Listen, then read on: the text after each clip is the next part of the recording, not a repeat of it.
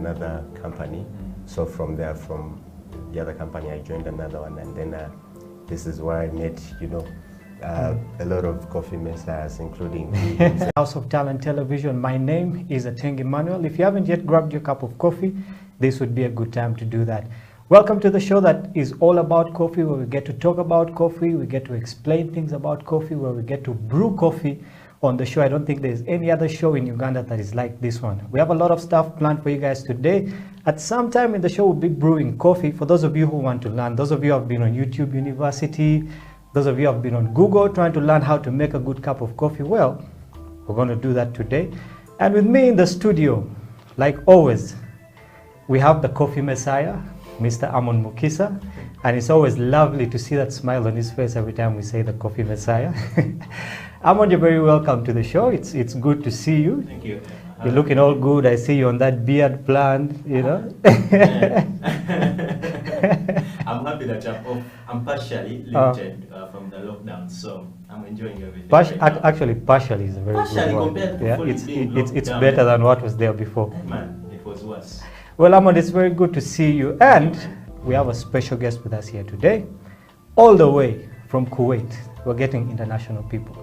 Ladies and gentlemen, welcome Mr. Derek Watiti. Derek, you're very welcome to the show. Welcome to House of Talent Television. Welcome to the coffee break. You know, this is a family that, gets to talk all about coffee with the Messiah here. What we're trying to do is to convert people. We're trying to convert people from, just taking tea, from having a tea culture, into a coffee culture. Okay, so you're very welcome to the show. I believe that we're going to have a very good show today. Thank you very much. You're welcome. And, very glad to be here. It's really good to have you. Now, knowing you, we know that you have been in Kuwait, okay, Yes. I think for 2 years. Yes, All sure. right.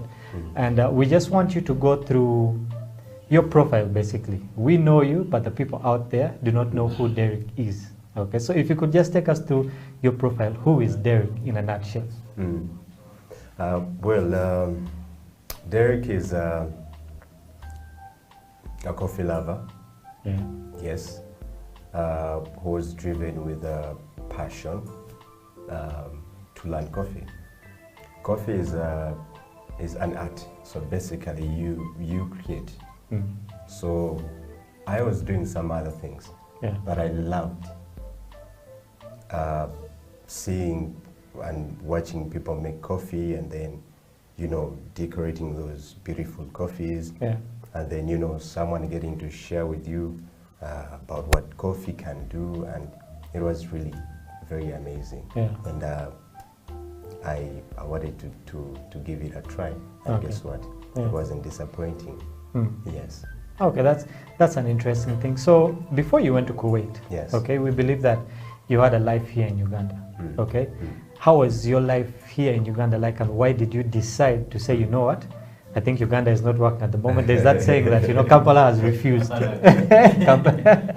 So what took you to that point of saying, you know what, Kampala has refused, let me go try out something else in Kuwait? Well, for me, like any other person, who is who has plans, Yeah. Yes, at some point everyone has plans, in this period of time. I want to, have achieved something. I want to have, done this and that. So that was what was in my mind before. But yes, much as, some of those things were accomplished, I must say it is what I expected is actually not what I got. Yeah. Actually, what I wanted to get turned out to be, I think I would say, okay, I wouldn't say useless, but I would say more less valuable than what I got. When I say that, I mean the exposure, Yeah. and also the knowledge, and getting to relate with people, with coffee drinkers. Yeah. Yes, I have a very good friend of mine here, Amon, and he understands when I say that. Yeah. Yeah, that's very interesting. We'll take a short break right now and then come back with more of your stories. Stay tuned to House of Talent Television. This is the Coffee Break.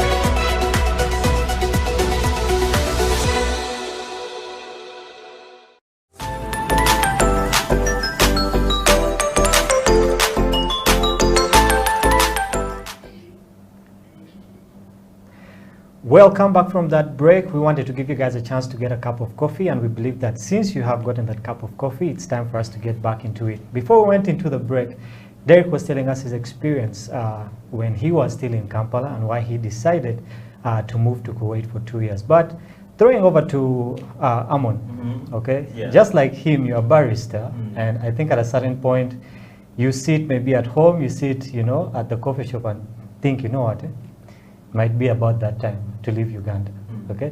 If there was any country that you would leave Uganda for, you know, in relation to being a barista, which country would it be? That's a hard one. Because I might mention that country, and unfortunately I don't go there because... you should have some faith. Like, I mean, like, if I wanted to go to a certain country, as I was watching this, I'm like, but you said you want to go to this country only. By the way, Emma was, Derek was speaking about the experience. He said that the experience he had in Kuwait, it did not match his expectations, you know? So it kind of motivated me. I'm like, all guys who go there, I think they have that A-game life, you know? They have their lives exposed, getting things done. And now when I hear that, you get a bit demotivated. Well, I think coffee is passion, yes, and coffee is art. But I think I would rather say coffee is love. It is love. So when, I don't know if this is, okay, but when God created man, you know, he created and said, he created something good. He created something out of his own. He created us out of his own. So basically, you cannot create something bad. To create something, that means you must be driven by something.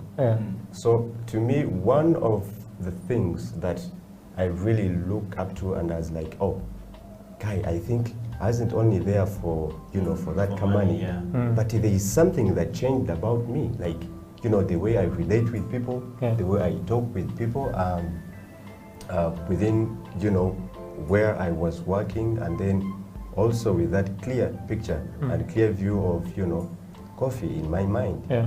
Yes.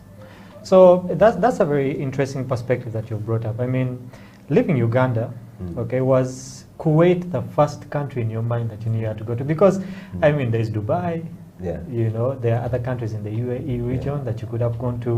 Why was it Kuwait? And did you have any other option, you know? Yeah. Well, to be very honest with you, I didn't have a clear country, you know, Yeah. that I wanted to go to. As a matter of fact, I think I had about four offers. So that was really, it was a very tough decision for me, because I had an offer in Dubai, Abu Dhabi, I had an offer in Oman, I had an offer in Jordan, and then Kuwait. Okay. So, and then I don't know how it happened, but I mean, they all came in, you know, almost in the same period of time. So it was very hard for me to decide. But yes, away from coffee, I am a prayerful guy. I love to pray. Okay. So I think God directed me, and then that is where, you know, I had the courage to decide and then leave for Kuwait. So it was more of like a spiritual thing. God told you, no, this is the way you should go. Yes, He and gave that's me where you directives. went. Yes. Okay. Yeah. Amon, coming to you, if you had to make a decision, okay, on the countries you has mentioned, I say Dubai, Oman, Kuwait, let's say we can throw the USA inside there. How would you make a decision and say, you know what, I need to go here? Would you get down on your knees and pray, or you say this country has the best coffee and this is where I need to go to? No, honestly speaking, Yeah. I haven't been in a position to think that I would prefer going to UAE as a barrister. Yeah. Because if that was the case, I mean, I would have put something in motion. But I would love to create something here. I would love to have something visible, something tangible down here in Uganda. So I don't think I would prefer going to any other country. I would love it here. So you'd be more of a homeboy. I would be more of a homeboy. I think actually many people in the coffee industry, many baristas should actually think that way, because people always think, you know, the grass is greener on the other side. And when you reach the other side, they have burnt all the grass. Yes, I mean, if you go abroad, we speak about the US, UAE, Italy, Norway, all those drinking countries, they have greener pastures. You're going to get money, you know. But the fact is, how are you going to get that money? First of all, you have to consider things like you're living alone, your family, you're living alone, things that matter to you a lot, you're just giving them up. I'm sure Dave, if he was to be honest with us, it was a difficult situation that took him there. It was actually, that is one of the most difficult decisions I've had to make in life. Do you regret it? Yes. Well, I don't think I really regret it. I don't really regret it. Well, the reason I would give as to why I don't regret is that, well, much as I left my family back home, but it gave me, you know, another picture, you know, of how to relate with people. Because, man, the other countries are very different. The people there are different. Everything is different. The culture, food, everything, totally different from here. I never heard you tell us about your basis of getting this knowledge. You know, like, did you go to a certain school? I mean, where did you get this skill? Because, to my knowledge, I think for you to be taken as someone who knows something, to say that maybe let's get Derek to Kuwait, must have shown something, must have that valuable thing. He had offers. Yes, offers were very many. So where did you go? What I mean? Well, before I was having a little conversation with my friend Emma here, and this is one of the questions he was asking. Well, I think just like I explained before, it started with passion and then the love, you know, that I had for coffee, seeing these people, you know, putting nice cups, and then people telling me about coffee, it's nice. So I wanted to try it out.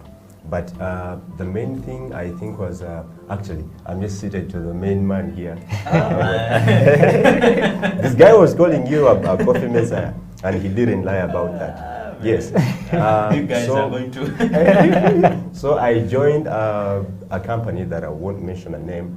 So I was working as a barman Yes, and then also dabbling as a barista. But the coffees that were made there were really mild. It wasn't that too much because it was just a restaurant and then a backpacker actually. So the coffee was for the breakfast for guests.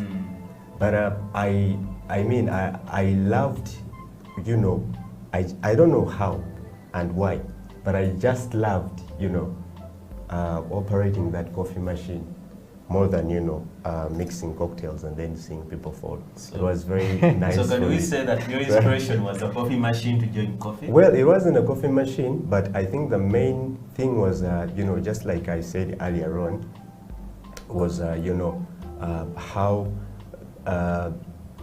people, the picture, you know, people used to paint, you know, about coffee. It really drove me very much. Like it I don't know, there is just that, you know, that passion and that love it created in me. And then I just wanted to, you know, to try and well, see how you finally got it. Yeah, how it is like. And man, trust me, with that passion and the love, I came to, I joined another company. So from there, from the other company, I joined another one, and then this is where I met, you know, a lot of coffee messiahs, including me himself. And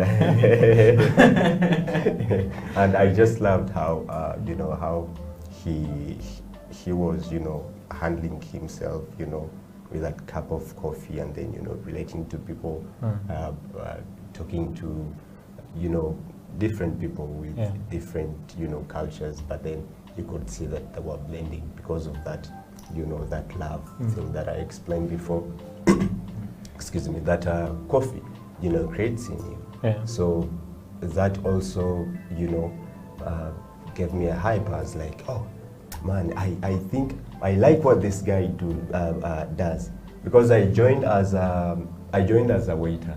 Yes, I joined as a waiter, but I had, because of this too much passion that I had for it, and then seeing my main guy here, you know, decorating all those nice cups, I was like, okay, I think I need to give it a try. That was quite a transition from being a barman to a waiter, then to a barista. That's quite a profile. Yeah, it's a very good profile. Well, Derek, fast forwarding now, you've made your decision, okay? You've chosen Kuwait out of all the other options you had.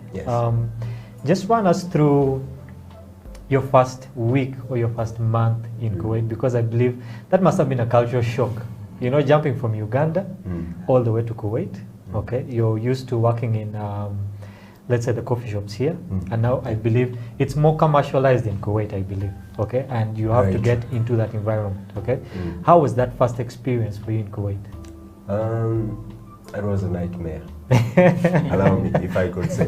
Well, it was something tough. It was something tough to do because basically everything was new. I was just, you know, getting. It is like introducing new food to, you know, to a toddler. It is very difficult. So you have a lot of work to do. You know, a lot to do with, you know, learning how to talk to those people. You know, learning how to relate with them.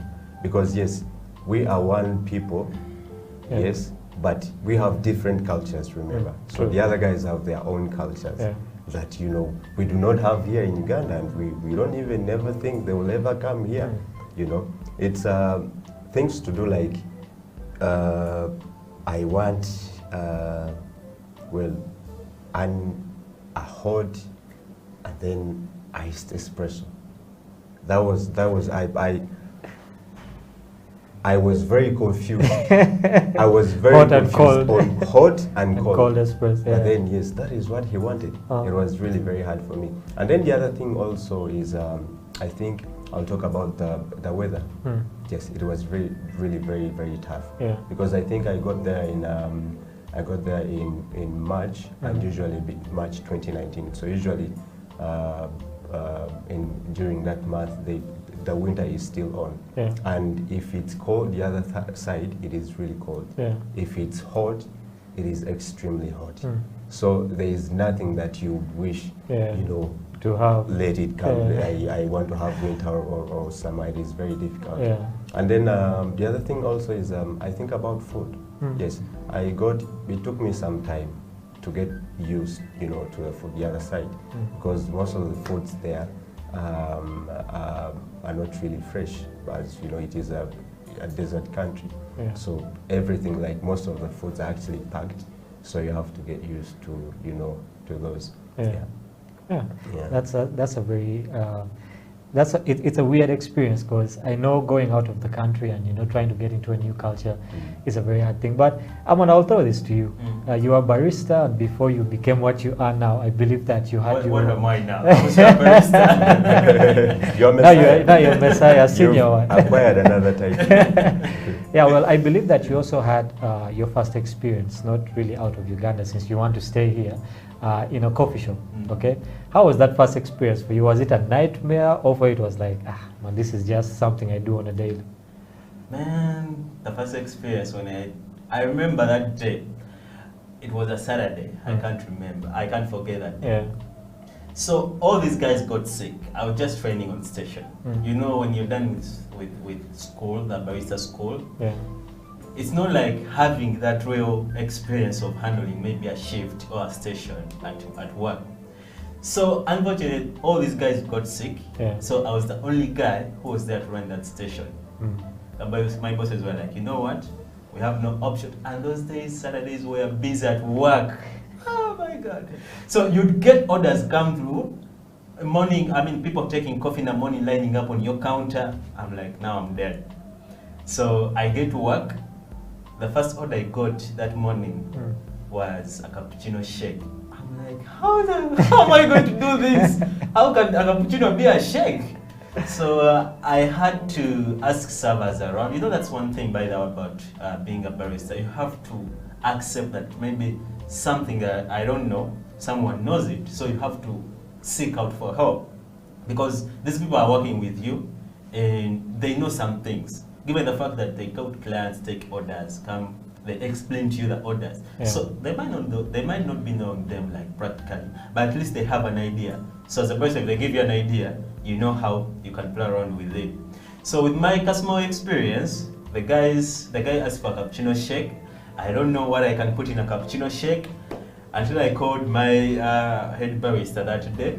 After like 20 minutes of struggling, my friend, shaking. So the head barista told me, no, a cappuccino shake is just simple. Just get ice cream, get your espresso, blend, and that's a cappuccino shake. Just the name confused me totally. So that was my worst experience during my first days as a barista. There's a saying that we learn through going through times that are hard. Yeah. Okay, everyone has that time when they throw you to swim with the sharks, and for you it was everyone got sick and they threw you in the deep end and said what, swim. And for Derek it was more of like a culture shock. You get to Kuwait and you're looking at everything and you're like, okay, God, I asked you to bring me here and this is what it is. But we basically learn through those experiences. Now Derek, let's keep talking about Kuwait. Okay, yes. You've gotten there. Your first week and your first month have been hell for you. Okay, but now you're starting to get into the vibe of things. Yes. Communicating with your workmates, with the different people, and a country like Kuwait, there's always going to be a language barrier. True. Okay, it's not like Uganda here where you can switch between Luganda, English, any other language you can switch here and there. But how did you manage, with not only the cultural shock, but also now the language barrier? Because as a barista, your job is not only to make coffee.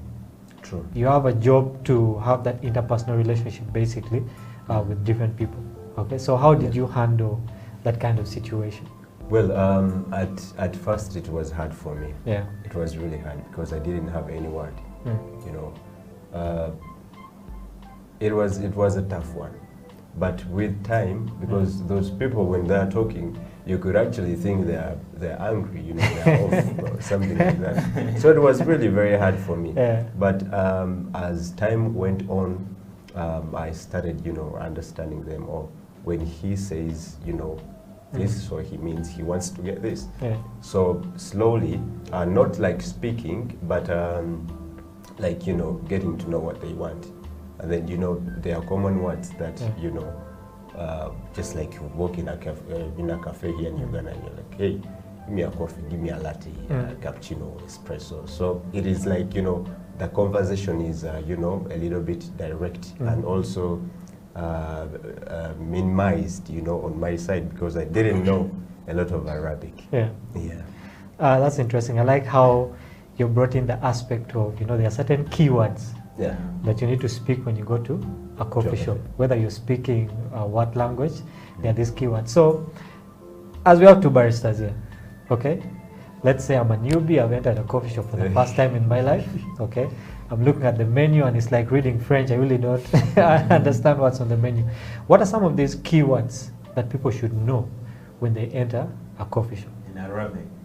No. I mean, it should even in English, like learn different languages and ways of like asking for coffee in a coffee shop. For sure. I mean, if you can say it in Arabic, hey, well and good. I want to know how I ask for coffee. I know where you're going. So well, it is really when you want to say I want a cappuccino, you say Atna cappuccino. Give me Atna. Atna. Wahad. So Wahad stands for one. So Atna Wahad cappuccino. Like give me one cappuccino. Just like that. I know that. Atna. You know, when you said that, I could see his countenance just dropped. He's like, I don't think I'm going to quit anytime soon. Yeah, but still, on the same topic, like I said, I enter, let's say, Endiro for the first time, okay? What are some of these keywords that, for example, if I don't know what a latte is, I don't know what a cappuccino is, I don't know what a French press is, you know, and a barista is saying, do you want a French press, or do you want this kind of press? What are some of these keywords that you can help our viewers with to know from the both of you? Well, to me in Uganda right here, actually not even in Uganda, like generally, globally, there are words that you use to ask for a drink when you access the bar station or any barista station. Simple words. You have to be polite. May I please? Can I please? So you have to be down so that the person you're asking for to give you that drink at least feels more respected, and when they feel more respected, they're going to carry that respect to that cup, and once you're enjoying that cup. So for example, if you come to my stationery, may I please get a down cappuccino to go or to dine in? You know, you see how they have constructed that statement compared to, hey, get me a down cappuccino to go. You get that vibe. So even me as a barista, I will feel disrespect. Yes, I'll make it because that's my job. But the way I make the other cup of coffee, whereby someone is a bit polite, is using those keywords, may I please, can I please, get this to go, you know. And also there are those clients that come when they don't know what to say. They know what to have. Maybe they need an Americano or a house coffee or a French press or an AeroPress, but they don't know how to ask for it. So for example, someone might be wanting a house coffee, you know, and they're like, can I please get a single Americano to go or to dine in? Definitely you as a barista, you know that this client doesn't need an Americano, but they need maybe a regular coffee, which is a bit mild, which will be taken as a house coffee. That's why we call it a house coffee. I mean, we've mentioned it before on the show, because it's mild and it's made in most of the homes, so that's why it came up with the name house coffee. So the moment that client asks that, you don't need to belittle them. You just have to understand what they want and you give it to them, because they used a certain word or a certain keyword that you as a person understands, but for them they don't understand. So if you want to take an initiative, politely, you just have to inform them that, okay, this is a house coffee, it's not an Americano. So maybe if they're mistaken, they need an Americano, then they will explain to you, no, I need more strong, I need it more strong. So you get to understand them. So that's the conversation you have to keep on having, so that you can understand those keywords in a coffee shop. All right. Derek, before we go for a break, what are some of those types of coffee, okay, that I, as a beginner, should ask for? You know, there are different types. There's a strong, you know, there's a mild. So if I enter and I want to have a good experience, okay, what's the first that I should ask for? Well, I think a house coffee will do. Yeah. Because just like you mentioned, it's a very mild coffee. Okay. So it doesn't like it doesn't have a lot of caffeine in there. So yeah, it's a good one for everybody. Speaking of caffeine, I think we have a myth, but we're going to go to that after the break. You're watching the Coffee Break on House of Talent Television. In the studio with me, the Coffee Messiah, Amon, and Derek Waititi, who came all the way from Kuwait. We'll be having more on the show, so just take some time, get a cup of coffee, and we will be right back. This is House of Talent Television, the Coffee Break Show.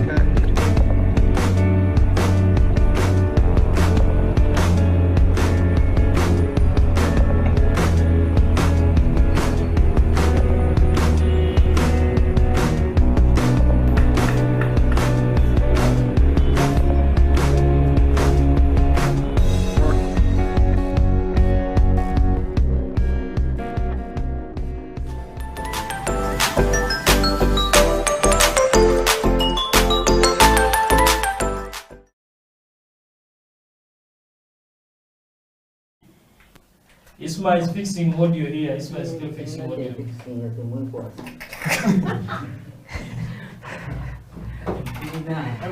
Welcome back to the Coffee Break. We hope you have gotten your cup of coffee. And still speaking about coffee, we're getting into the part of the show where we teach you guys how to make a good cup of coffee. Okay, and this is a tutorial all the way from Kuwait. We have had the Coffee Messiah giving us the Uganda tutorial, but we're getting into a tutorial from Kuwait. So I'll hand it over to Derek to take us to what kind of coffee are we making here right now? Well, I'm gonna make a French press. Okay. It is actually one of my favorite. Yes, and yeah, I think. Yeah, if you could just walk us through, because I know there's someone there at their home who has their, French press. They have their kettle ready. They have their cup. So sure. Just walk us through, from where do we start until we get it into the cup. Well, of course, the very first thing is you're going to need coffee. Yeah. Basically. Yeah, which I think we have here. Which I think we have. Yeah. Good enough. So, and then you're going to need your French press. Yeah. Maker. Okay. The coffee itself. I prefer using about 25 grams of coffee, and then about 400, 12 ounces of water, or 400 grams of water, if you can call it. Okay. Yeah. So you also need hot water. Yes, really hot. I like making it hot first, Yeah. because that will really keep my my coffee, it will keep it hot just a little bit. Doesn't really have to. It doesn't have to be that hot. And then I will also heat my cup. You know, just a little bit. It doesn't have to be that much. That much. So well. So is it necessary for someone to have like a scale to really measure? Well, it is not really that necessary. Yeah. It depends on how you want it.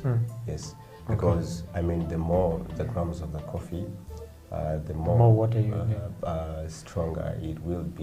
Yeah. And then also the less the coffee, that means you're going to have a mild one. Okay. Yeah. So I would prefer, if you like, you can use it. If you are really that kind of person who wants to, you know, to have your something coffee, precise. yes, in a specific way. Yeah. So it is, it's a good way to go. But it doesn't really. I mean, you can make it at home without, you know, without a scale. It's very fine. Yeah, and also, I mean, it doesn't really. You don't really need a scale that much, you know, but, you know, for the business and then in the cafes and then for those people, just like I said, that, you know, that want their coffee in a specific way. Yeah. So you really would need it in a cafe, but at home, I don't really think you need it that much. Yeah. So I'll take.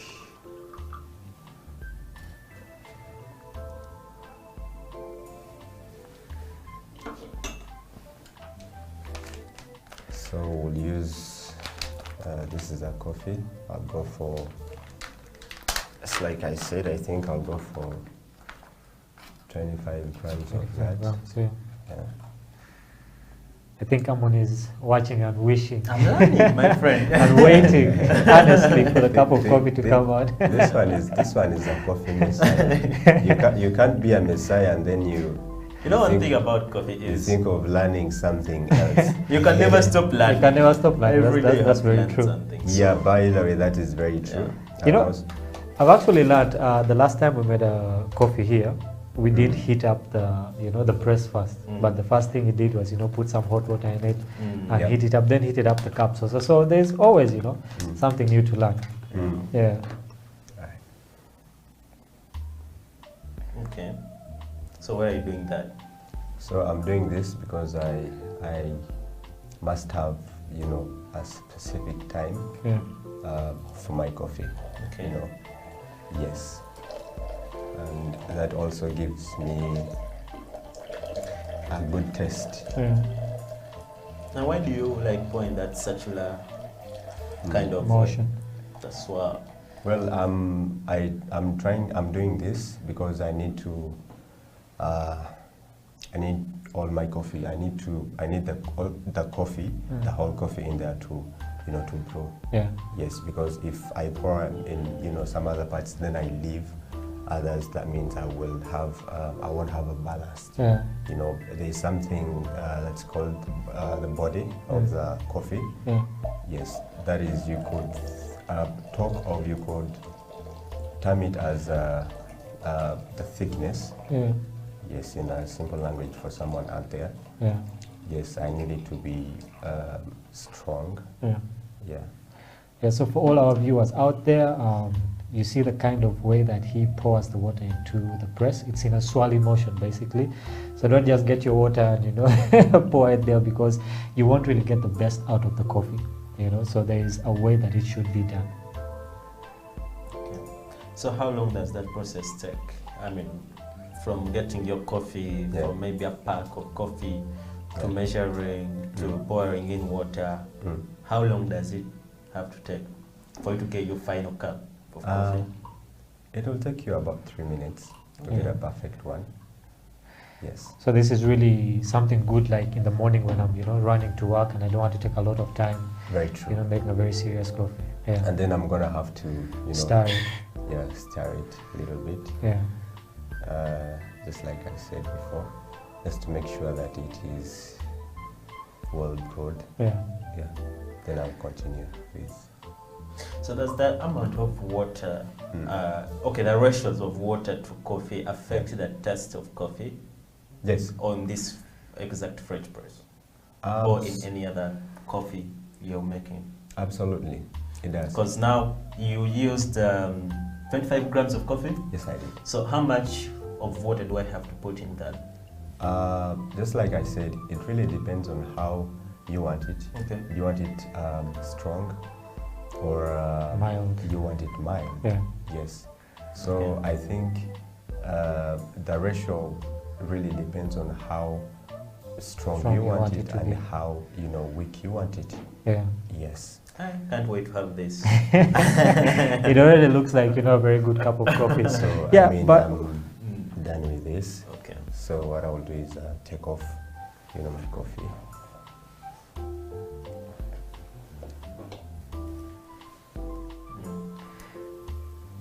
so we realize that at the bottom of this you have a filter.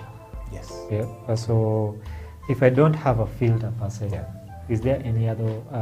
Is there anything else that I can use? Yes, there is something you can use. I think there is you can use a local sieve. Okay.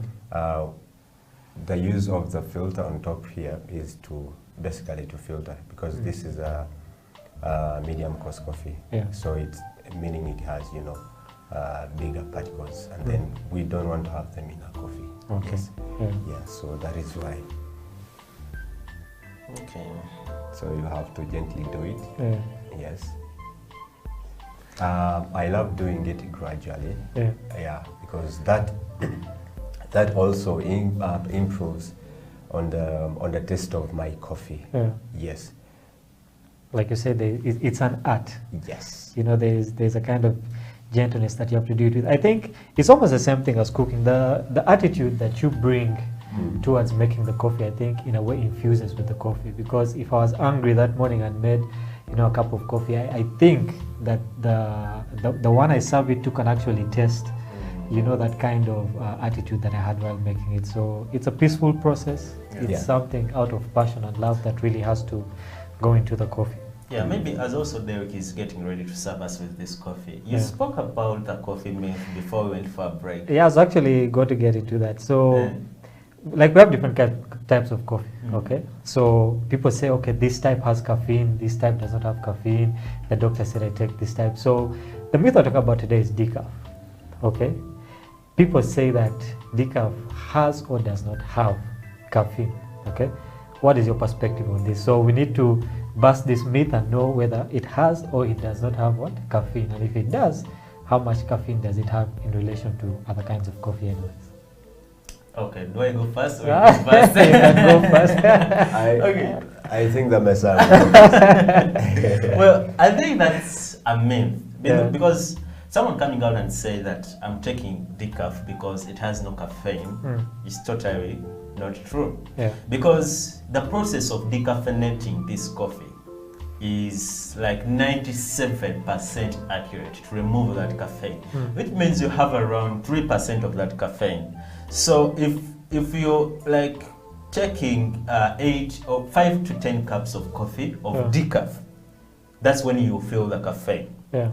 Which means I have to take like 5 or 6, 7, 8 cups a day for me, my body to start feeling that caffeine, compared to taking an 8-ounce cup of coffee, which is caffeinated. Yeah. So that's when I will feel the caffeine compared to taking the other decaffeinated coffee. Because most people go to coffee shops and ask, I need decaf because it has no caffeine. Yeah. No, that's a myth that we need to debunk from here on the coffee break. Okay. So Yeah, some decaf has some little caffeine in it. But for you to feel that caffeine, you have to take like For a longer 5 period to of 10 time. cups of coffee a day. Oh. And who takes those cups? I know you take that much coffee in a day. So Derek, do you have the same perspective as him, or there's something different? Yeah, I think I won't sound very different from what he mentioned. Okay. Yes. Yeah. In most cases, actually, most people think ordering for a decaf, I'm going to have my sleep. I'm not going to lose my sleep. Yeah. But yes, you will lose some of it.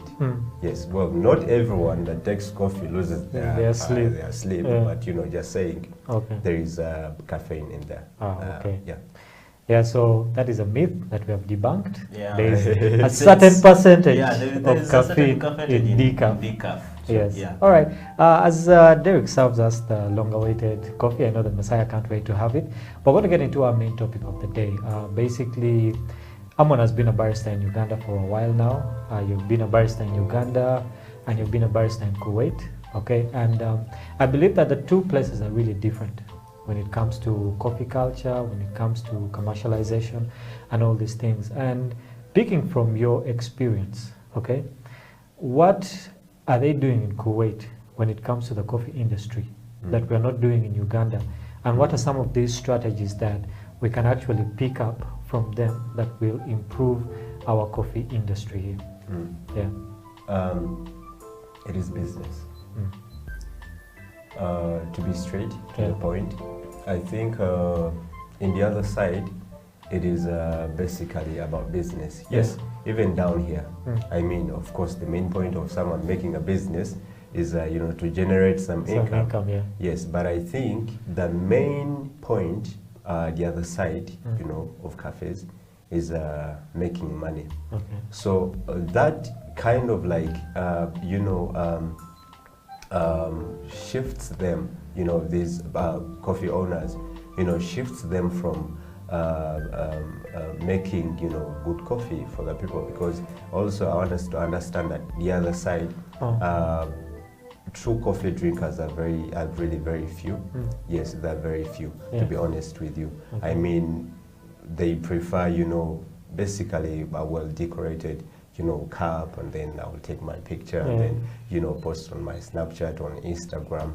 I think, but yes, there are also some coffee drinkers, some really, really good coffee drinkers that, they would walk to you and then he would give you, an order, and you'd be like, okay, I think this guy knows coffee, and then, I'll have to make him my best. Okay. So I think it's more of business, the other side, more than it is right here. Yes, here it is business, but I think most of the coffee owners, cafe owners here also care very much about the coffee that they want to serve to their clients.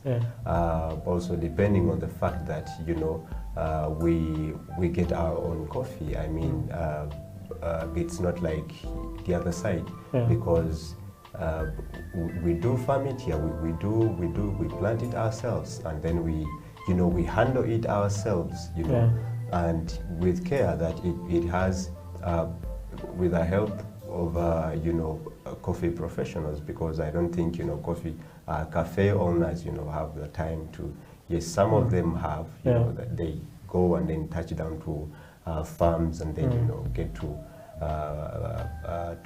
tell the harvesters, this is the kind of coffee I need, which is not the other side, So that is really different. That yes, much as it is a business here in Uganda, but also most cafes right here care much, yes, about the coffee that they serve. And if you agree with me, Uganda lately is improving, as much as, coffee consumption is concerned. It is really improving, and that's very good. Like what you said, here I was thinking that, we should pick a leaf from Kuwait and, try and put these strategies here, but I think it's kind of reversed. Now Kuwait should actually pick a leaf from us and do some of the things we're doing. Over to Amon, we talk about now commercialization. Basically, I believe that the business of coffee in Kuwait is better than in Uganda because of certain strategies that they do. Okay, the coffee culture really it's catching up in Uganda. Okay, and one side, yes, you have the passion, to serve people good coffee, but on the other side, you have to stay afloat as a business. Okay, so what are some of those strategies that you think, okay, as a barista working in a coffee shop, that the CEOs or the government, at large should do to improve the commercial side of coffee, to a point whereby a barista can say, what, I'm going to become a full-time barista. This is my job. This is the money I'm making from here. So what are some of those strategies that can really boost the commercialization of coffee in Uganda? Well, I think with the rise or with the existence of COVID-19, it has hit almost every sector in this world. let it be the small business enterprises, the big scale business enterprises, it has hit them, all of them. So I think the strategies that the business people have to take is, how best are we going to make sure that the coffee in Uganda stays in a good quality? Because being the second in Africa and the 8th around the world, I mean, that's a big thing. Yeah. So how best can we work around with our coffee that we have now in stores, that we have in circulation around coffee shops, and also that is in the farm? How are we going to make sure that it's being promoted well? Yeah. So that it gets the market that it wants? Because if it has the market, it means it's a good quality coffee. If it doesn't have the market, then it means that maybe something somewhere it's wrong. Yeah. So I think the farmers, the farmers, the baristas, the coffee roasters, the coffee exporters, okay, the people who are in the coffee business have to find out how are they going to maintain the good quality of coffee and find its circulation around the world. Yeah. So that's how I think we shall have to manage to keep our coffee above there. Okay. Yeah. Speak about that. I believe that there's also a missing link, okay, that we have to talk about. Basically, both of you had to go through a system of learning about coffee, okay, of learning how to become a barista. With anything else, you know, there's an education that you have to get to make you better at doing something, okay? And of late, there are very many schools that are coming up basically to teach about the coffee business, to teach about different aspects like roasting and farming and all these things. How relevant, Derek, do you think these schools are? And do you think that they are teaching and giving the right information to baristas, to coffee roasters? And if so, is there a bright future, you know, that the coffee industry has because of these schools that are coming up? Well, I think some of them, yes, some of them are doing a really good job. Yeah. Yes, but to be very honest, some of them I think are only about, you know, I want to make some money, and you know, I've got some, you know, little skills, and then yes, I want to acquire some money out of that.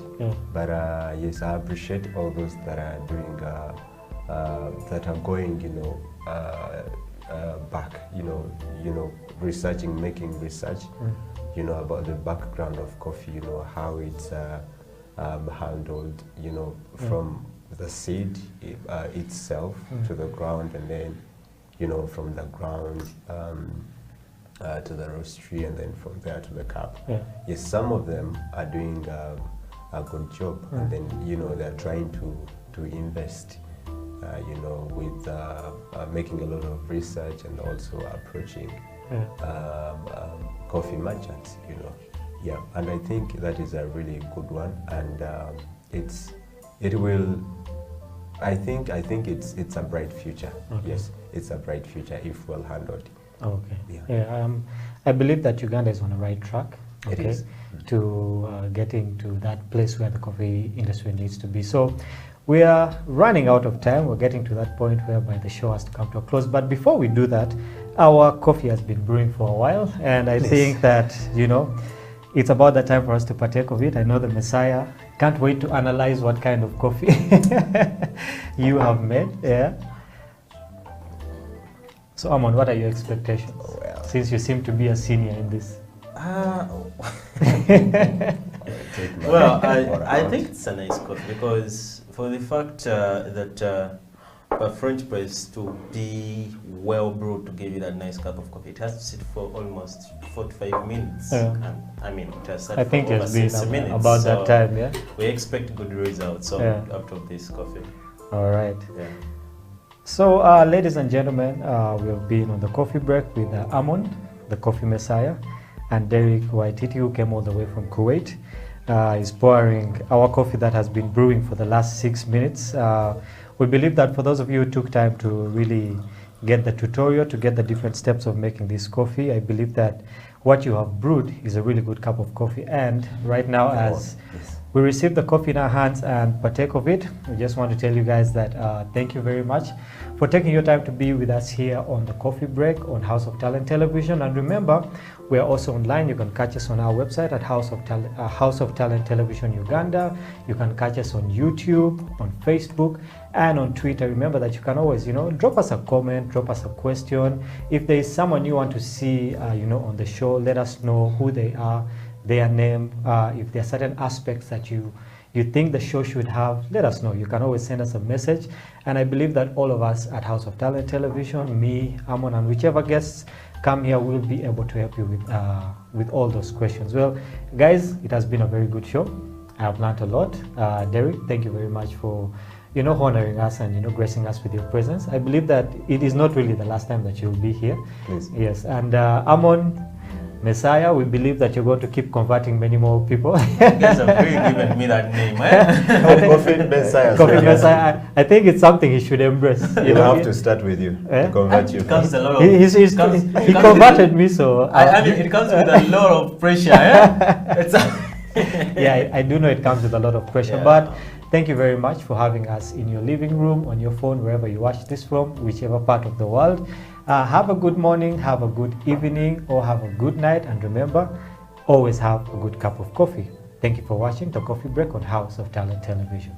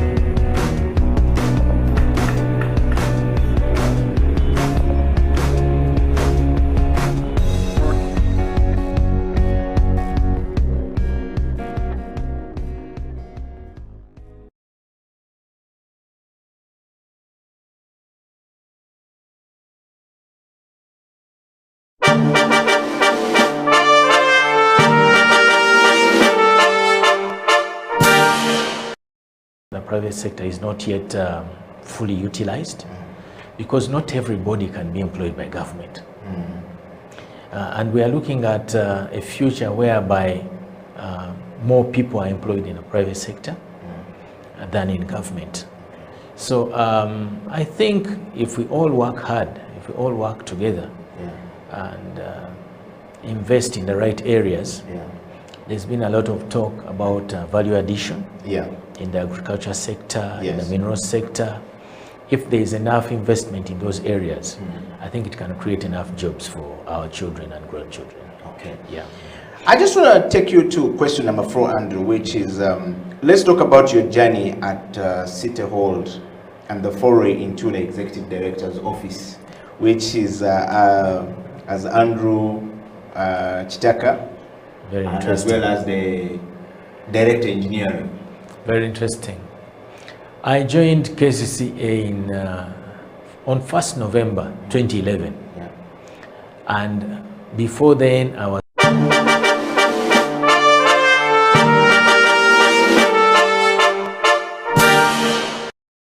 for so much. Yes. CEO of whatever. Yes. They give so much This is the reason why you're actually on the bench. because of my credibility. Thank you so much. But now they attack you, they vilify you, Yes. and the goal Yes. is to weaken you financially. Yes. Is to weaken your owner. Yes. These are slanderers. Yeah. So I'm glad that someone would stay up at night Yes. to ask and learn about me. Yeah. And I pray that in the next 2 months, because I know many Ugandans who travel overseas, Yeah. Yeah. when they go there, Yeah. one of the things, because the media has been so much, and Yeah. Sam Kutesa, Yeah. the Minister of Foreign Affairs, Yeah. has really not done a good job. He has dropped the ball on this issue. Yeah. Why? So many of us are being accused of being gay killers, including me. You've just heard that person. Yeah. Uganda is being accused that we kill gays, which actually is absolutely untrue. Yeah. And because of this, it has affected our tourism. It affects people who go overseas to do work or study. It affects whenever you go to a conference. Hi, my name is Eddie Okila. Oh, where are you from? I'm from Uganda. Oh, you are the gay killers. And then you begin to describe. See, so one of the things that I've done is I've written a book, Yeah. which should be coming out. I know that I keep saying the same thing, but the work of doing a book takes a long time, and I wish I could be supported. Yeah. You know, many people who write on this subject, Yes. like Sylvia Tamale, Yes. she's supported by the Rockefeller Foundation, Yes. Carnegie Foundation. Yes. There is money.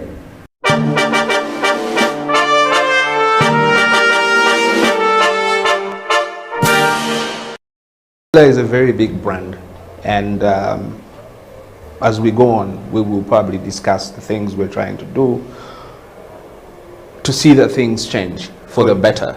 Good. Sean, on the CEO bench, for everyone who is following, we're live on our YouTube studio where we actually stream from. So YouTube studio, for everybody asking for a link, is actually House of Talent Uganda.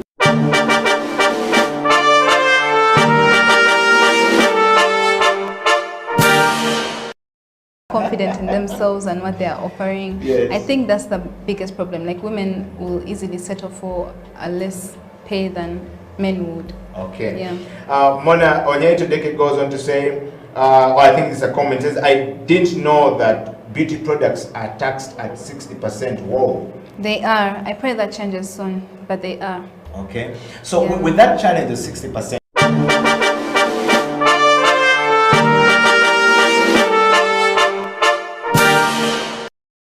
setting up the company, you're doing tours all across the world. You know, a personal account is great, but how these things are taxed becomes important for you know, for your business later on. As soon as you cross that threshold of 50 million a year, you know, you're now in the a interest become more yeah, shares. yes.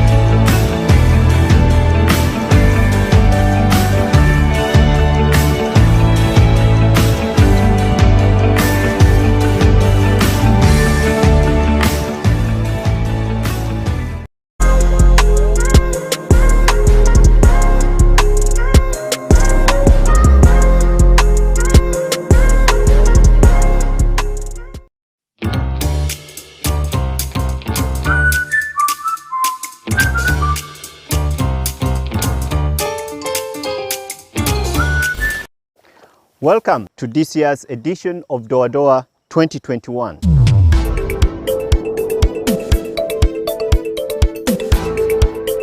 We have revived the King's Entenga music.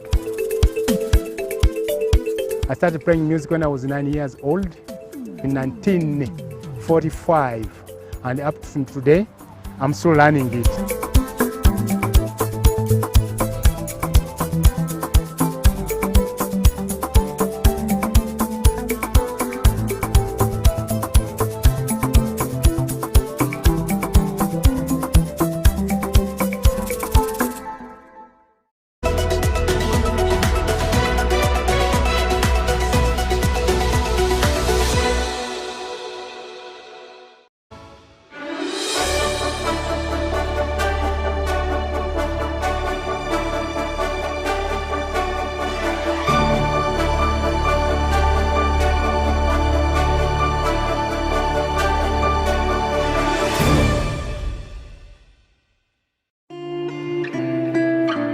People at the moment are struggling to understand the older generation because times have changed. Technology has come in. They've moved on. Yes.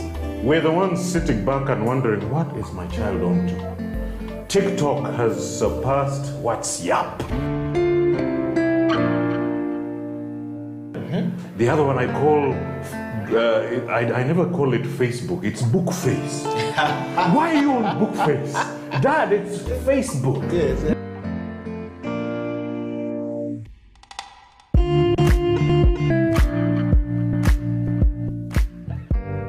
Me, I keep saying I have a foot amongst the millennials. Yeah. And I understand the traditionalists. Okay. There's a song in the 60s, by the way, and in the 90s, 70s, where they're like, parents don't understand. Yes. Remember Prince? Yes. Prince.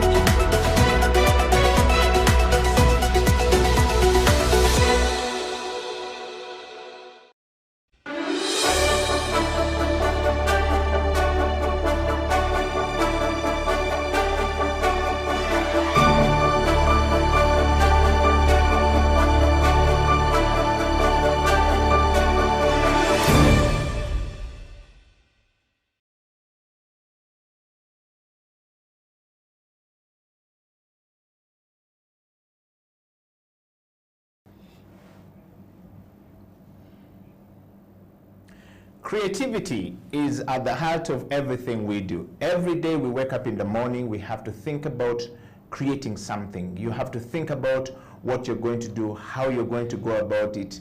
What are the problems that you want to solve? How do you turn around the negativity around you by creating a product that will solve that problem? Do you see problems around you? Do you know how to solve the problem? There are people who wake up every day and every single day in the morning to think about the ideas that will change the world. They are called creative minds. Everyone is born with a DNA of creativity, and everyone has the DNA of creating something that will change the world. Are you thinking? Are you creating? Ladies and gentlemen, welcome to the Creative Industry Talk. My name is Okila, and this week on the program, we focused on the audacity of hope to continue creating, even in this pandemic situation, is something that we are discussing today. My name is Okila, and my guest this morning, not just a guest, but also a long-term friend, is a creative mind, the man who has been doing it and is a resident panelist on the Creative Industry Talk, back from the outside countries, as we say it in Uganda, and is now here. Faisal Chiwewa, welcome back to the program. Thanks, Eddie.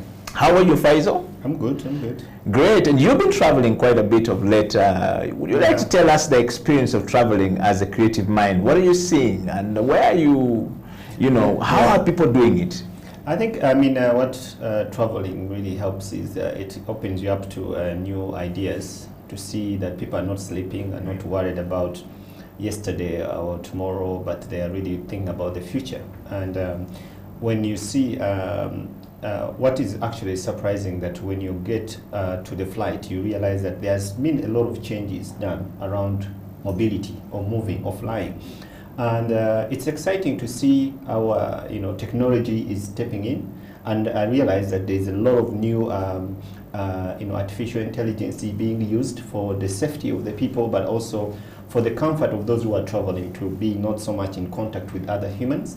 So for me, it's really exciting to see that when you arrive at different airports, you feel like you're managed by robots somehow. And it's fascinating, but also it scares us who are still struggling with the opportunities to work. Yeah. I love the idea of creativity in terms of getting work done by artificial intelligence, but also you worry about those that are not able to get jobs, that they are going to be running out. The pandemic has really given us a challenge to see that we are going to be working differently and engaging people differently. So this all moving around is really, for me, it gives us personally a challenge to start thinking a bit more on how do I sustain my career. Otherwise, I'll run out. I might be replaced by a robot. Wow.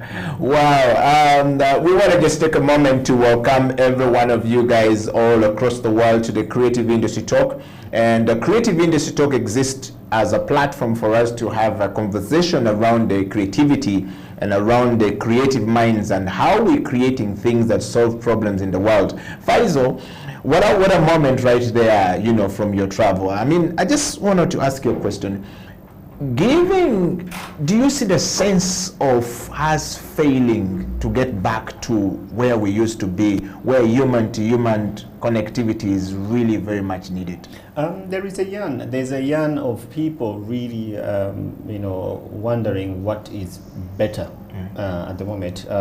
It also comes in with the different age groups. Some people who are older enough trying to keep away from other people for their own safety, but those who are young are really yearning to have more people to see, to talk with, as it was before. And it's that conflict, I think, at the moment. But what I think, and coming from an events organizing perspective, I think we are going to be entering into an era of hybrid interaction, whereby we've built an audience now during this period of COVID, our online audience, that when things get back to normal, inshallah, we'll find that we can't leave them alone. We can't leave them out of what we are doing. We have to keep them. They want to keep engaging because we've invested so much in keeping that audience. Yeah. So I think what is going to happen is that we are going to continue with the physical interaction as well as the online engagement of our audience. So there's going to be a very much hybrid version of doing things. Yeah. Wow. You who are watching the show from anywhere across the world, we want to hear your opinion. Do you think that the world will ever go back to where we used to be? Do you think human-to-human interactions will ever get back to where we used to be? Do you think we're going to have physical contacts again? Hugs, A world where there is no hug, there is no shaking hands would be a very difficult world. Yeah. Even animals relate to each other, and that will be very difficult for us going forward. But Faisal, let's dive into our discussion, from that recap you've given us about your experiences driving and traveling across the world. Today's topic, if we may put the topic up there, is about how do we have the audacity to continue, the audacity of hope to continue creating even in the pandemic situation. And I'm talking about the creativity of us thinking about the things that we need to do. Can you just keep the topic up, team, so that we can just have a moment to recap on that one day? Creative Industry Talk topic today is about the audacity of hope to be creative in this pandemic situation. We're talking about the creative mind. The audacity there is that the ability of a human being to continue thinking creativity, to continue thinking ahead of time, and the hope that if I continue to create even in this pandemic situation, I will still be able to be rewarded for my creativity. I will pay. What are your thoughts on that one, to start with the topic itself? I think, it's a good thought, and based on the conversations that we've had around from different creatives, there has been a very strong, despite the odds and whatever is going on with the artists. Many of the creatives have really continued to create work. So they have had that resilience. They have had that audacity, as you can call it, to continue being keeping their minds busy at work and developing content. The challenge is, what are we going to do with that content? Because most of it is not, I don't know how it's going to be realized. Of course, there are different processes of creativity or different disciplines for theater, for dance, for music, for film. I think the challenge will be, as much as it is being created, how are we going to realize it? What is the next step of this process of creating work? How are we going to have it shared with the rest of the audiences and the people that enjoy it? But it's a very strong will for artists to continue really working. Not all of them, though. I mean, I think some of them have going through challenges, mental challenges or depressions, and not all art forms are able to create content at home. Others need to be out there in the field, and they can't because they're locked down. They are stuck in their homes. So there is that also balance in terms of like those who are able to. The writers are writing. The playwrights are writing, but there are those who have to go into the field, and their content is really based on them being out there. They can't, and I think that's a big challenge. Wow.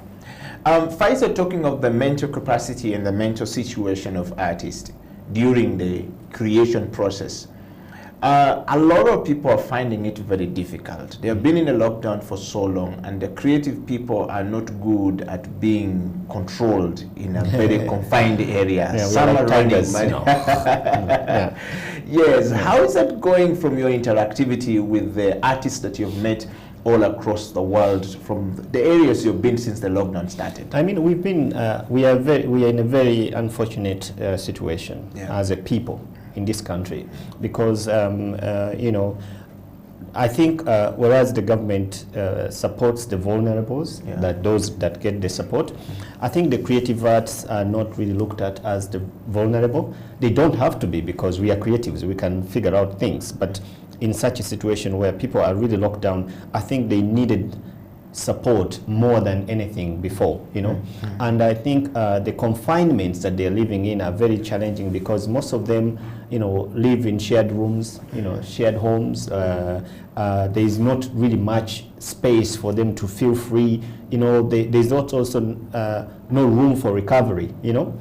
Sometimes when you are in situations like this, you need some space. You need to be alone. You need to be somewhere to be yourself, or to figure out things, have your own moment. And some of the places when the way we live is difficult. You have your wife, kids, and stuff, and you are all in a two-roomed house. There is no space, and you can't walk, even if you try to go and jog around. So that situation is really making more people, I think, mentally sick. And the other unfortunate thing is that, and I don't think there's any plan for that. I think we've talked about that before, the plan to help people to get through this mental problem, like they did in the North after the war.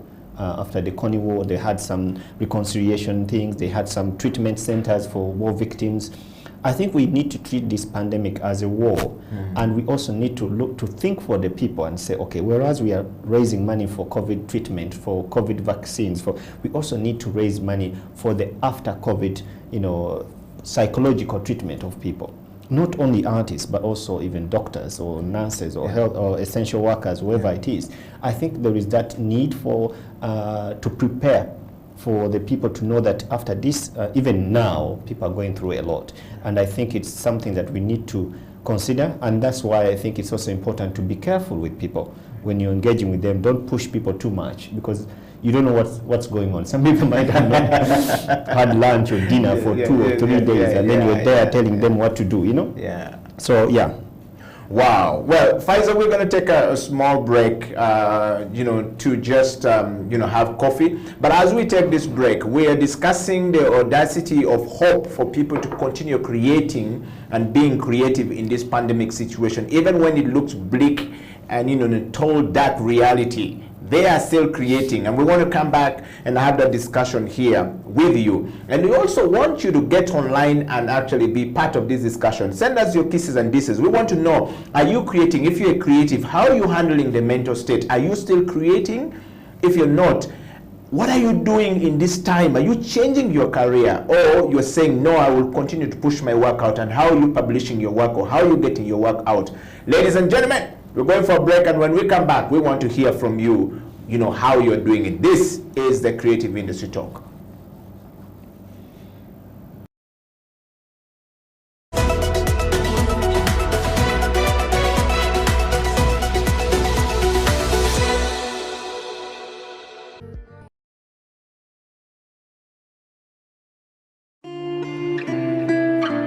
People at the moment are struggling to understand the older generation because times have changed. Technology has come in. They've moved on. Yes.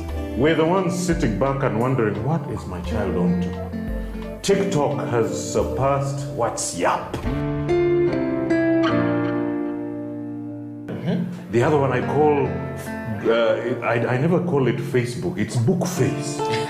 Why are you on Bookface? Dad, it's Facebook. Yes.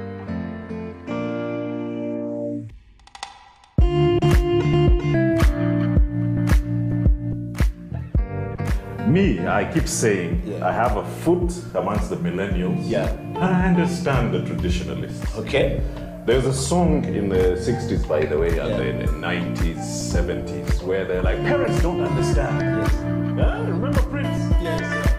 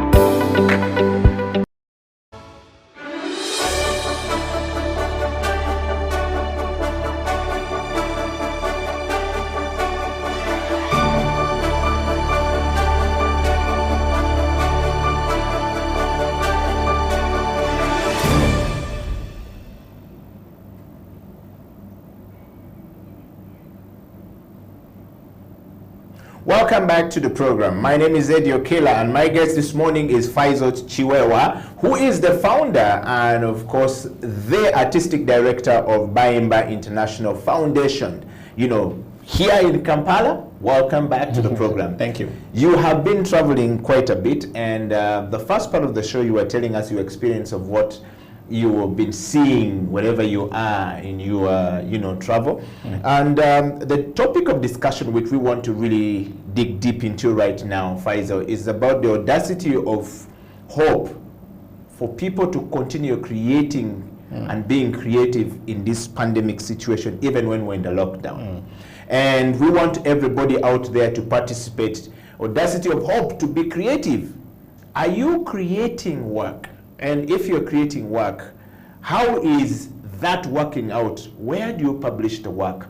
And Faisal, what would you say to the people, or what would you say to the person who is trying to be creative in this time but does not know where the work should be? Should they continue to be working, by the way? Yeah, to be honest, I think what the pandemic has really given us, it has gotten some folks out of the cages, out of the shadows, out of their rooms. I've seen folks who have not seen for a long time. They're like having online shows, like they're having talk shows, and I'm like, what? This guy's still there, you know? I think it has really helped because people have sat home.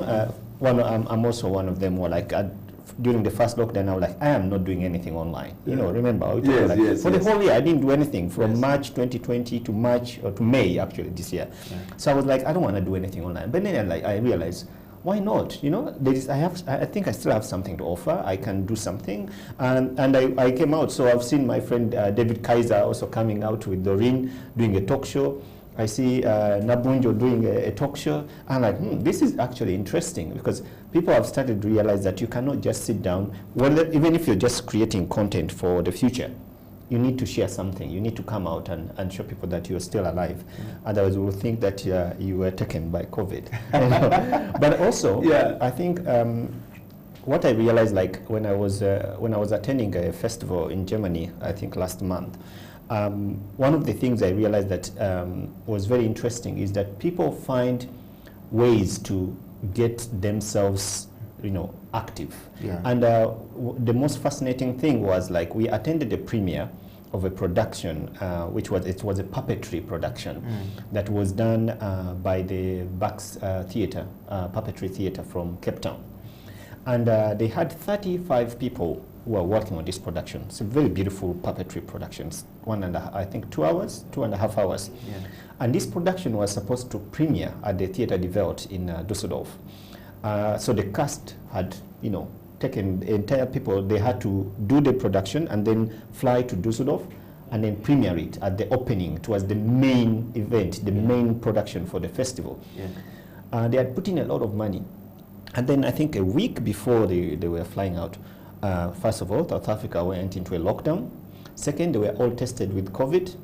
So they could not leave the country. But look, the festival had organized, they could not cancel the festival, they could not cancel the opening. So what they did, they had to stream the entire production, and they had to invest. So it was a whole new invention for them to sit in the artscape in Cape Town, to do the entire production and then stream it live, you know, as they're doing it with the whole new setup of technology, cameras, you know, inserts and all that stuff. And we were seated in a hall in Düsseldorf, 250 people watching a production that is being done live.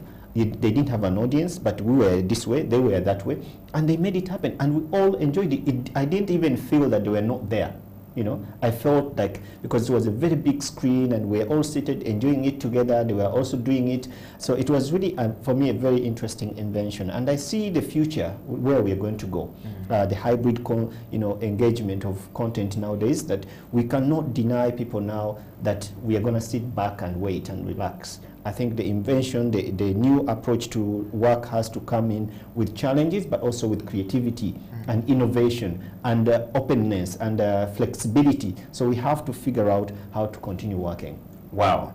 Faisal, I mean, this is a very interesting point you're bringing out there. A lot of people who help the creative minds in their process of creativity, and if you're wondering who we are calling actually a creative mind, is the person who think of a problem or sees a problem and create a solution to close the gap that is brought about by that problem. And we're talking about creative designers, people who design marketing and communication posters or flyers, or they put this thing together for you to know the information about that particular product or about that particular brand.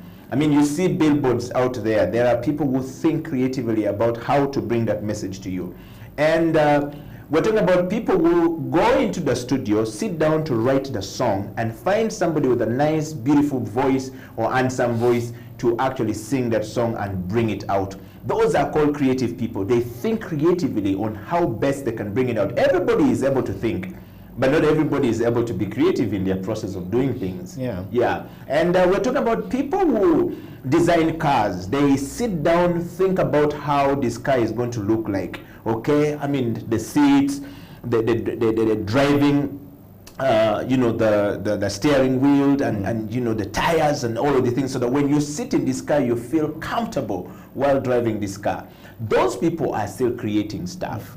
The question is, will the world continue to consume this thing from them if this situation of the pandemic continues, Faisal? Yeah, it depends on what you're creating and for what audience. I mean, look at what Richard Branson did going to space for 1 hour, and now they are opening it up for the rest of the world for $280,000 to go and just spend an hour in space.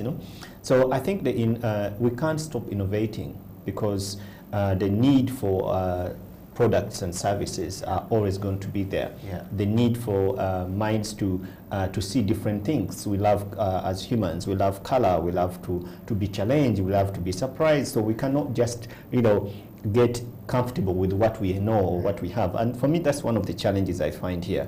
I talked about some time ago about how I'm always surprised to see that we still use the same tampeko from Mukwano, the same type of tampeko that we used when we were kids in the 80s, So I find it challenging that they haven't innovated new things, There is nothing new coming out of this company. And when I try to investigate, I was trying to invest, I still want to invest into product design, and not for just clothes or whatever, but I'm really looking into industrial products, and for creative processes, and also the research on that. How do you create products from your local materials? Like the things we have a lot of wood. How can we create products from wood, not just timber for making plastering or whatever, but how do we start being innovative in a way we use products? When you look at people who are designing things for purposes of use, some of them are not very popular, but the thought behind it and the process of putting it out for the public to use it and make it useful, it's very exciting. And I find that really not so much here. We are very much driven by quick things, and that's where the challenge I find. You find people want to make something quickly because they need to survive. We are always in the survival mood. We are always in the rush to make money, rather than sitting down and relaxing. Like the scientists, they sit down, they can spend 5 years looking for a dose, leave alone the COVID one, but people can spend 10 years researching a treatment, and of course it takes a lot of money, a lot of patience, but you come out with something new, something innovative. So here we've not been very lucky to have this, but you also don't blame the people, because there is no support system. For doctors, they are always supported to, they have research budgets, and they sit down and they are not worried about rent or kids going to school. But for creatives, there is no support system. So you cannot put your life for 5 years researching about new shoes, because you want to put a product out, yet you don't have someone to pay for your rent that day. So this is where the challenges are, and we need to investigate how can we create some sort of structures and systems that are going to help our young people, our creative minds, to be at ease when they are working. I was talking to one of my friend, Goretti Chomhendo, and I was asking her, what are the challenges of writers in Uganda? And she told me that one of the biggest, okay, not the biggest, maybe the best gift you can give a writer is space.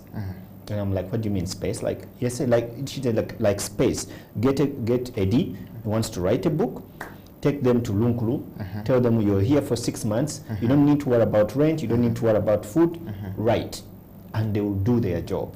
But they don't have that space here, because they are worried about this, they're worried about that, no one is there to support them, no structure, no financial backup. So that's where we are really, really not settled. And then we are hit by this COVID that is not ending. So you find us in a cycle that is never ending with our problems. Faisal, that's a very good perspective right there. I just want to take you to, if there is no one thinking for you as a creative mind, and I'm talking about creativity from lawyers are becoming more and more creative. Lawyers are going to become, they're moving from the traditional law practice as a legal attorney that goes in court to represent a person or an individual, a community, to now cooking food. And they're saying, I need to cook food and I can make very good food. That's being creative, And the way they present the food, we have a very prominent lawyer right now who is cooking food, and he seems to be making a lot more money from cooking food than the legal practice itself.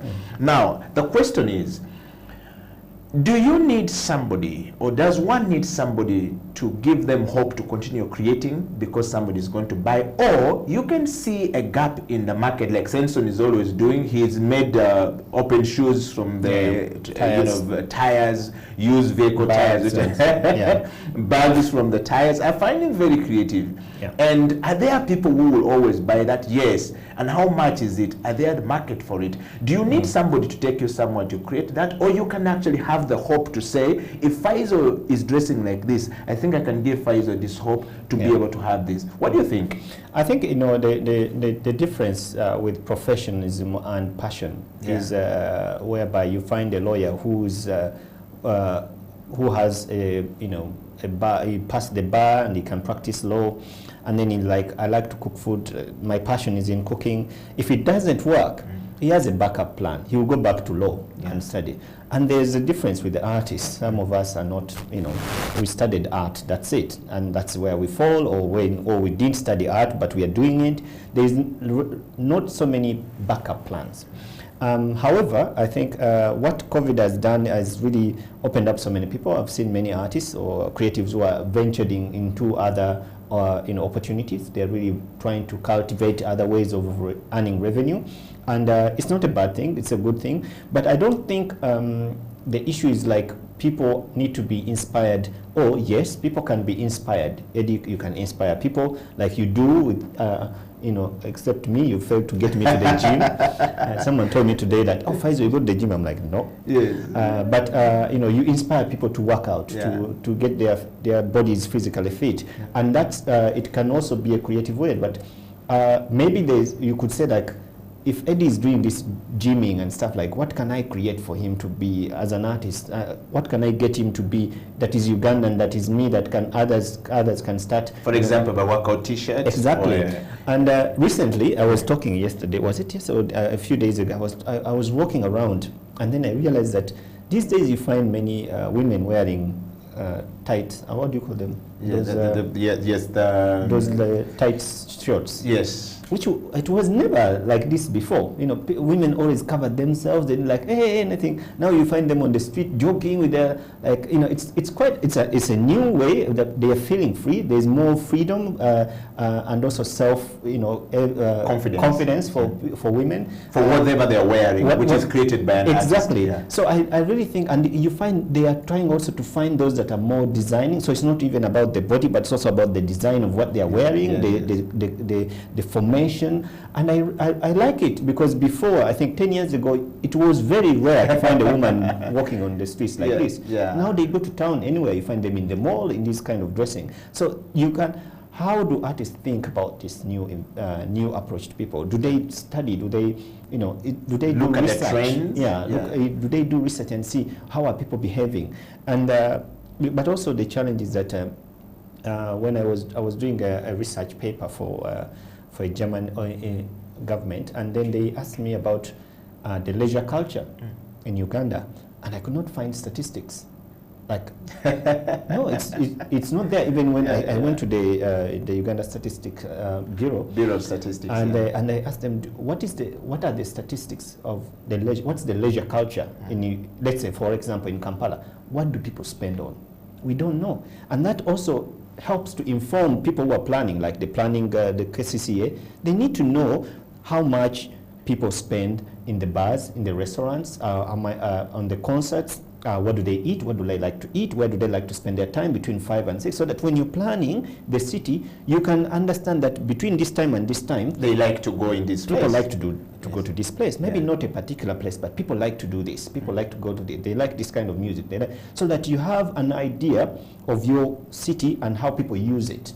And that's when you're adding into new buildings or authorizing new buildings, you can advise people who are building, not to just build malls and stuff. You can tell them, you know what, according to the trend of people, the way they go out, the way they use the city, the way they engage, these are the things that we would recommend for you to add into your building. You know what I mean? So it's also an issue of research that maybe artists or creatives or even authorities don't put in place first, to say that this is how we need people to do. This is where the trend is going. This is how we can help our city, our population to grow. So it's a mix of not being very, thoughtful in the processes, as well as not having the capacity maybe to do what is needed. Yeah. Well, Faisal, we're going to take another break, and when we come back, we want to look into what you have just said, which is very interesting. There are a lot of opportunities when you're talking that I see coming, but are the artists taking advantage of this? Are you, as a creative mind, taking advantage of this? Are you advising the authority, or are you creating a product that will attract the authority to actually fund your project, or to be part of the consumption of your project? Stay right there. Creative Industry Talk will be right back after this break.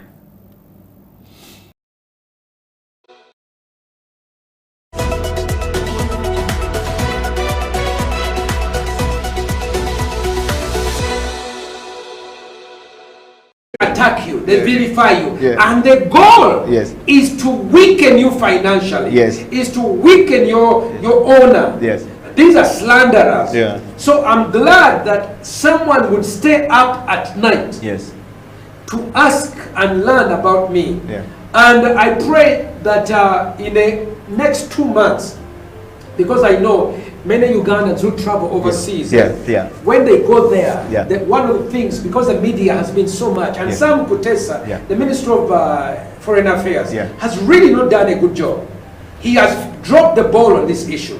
Why? So many of us are being accused of being gay killers, including me. You've just heard that person. Uganda is being accused that we kill gays, which actually is absolutely untrue.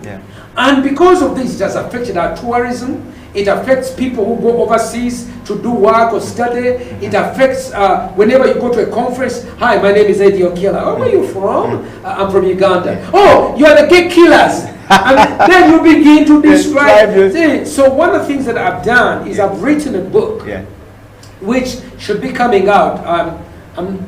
I know that I keep saying the same thing, but the work of doing a book takes a long time, and I wish I could be supported. You know, many people who write on this subject, like Sylvia Tamale, she's supported by the Rockefeller Foundation, Carnegie Foundation. There is money.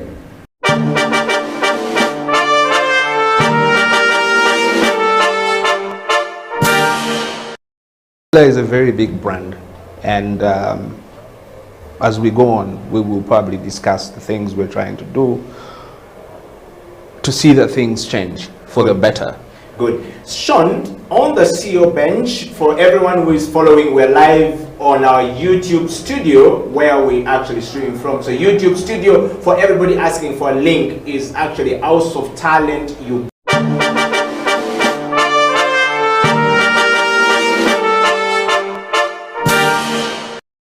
Confident in themselves and what they are offering.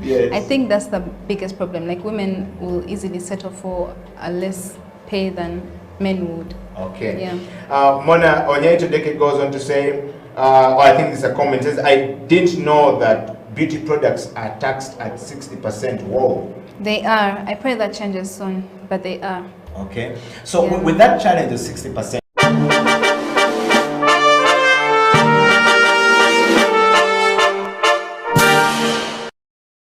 setting up the company, you're doing tours all across the world. You know, a personal account is great, but how these things are taxed becomes important for your business later on. As soon as you cross that threshold of 50 million a year, you know, you're now in the interest becomes more shares. Yes.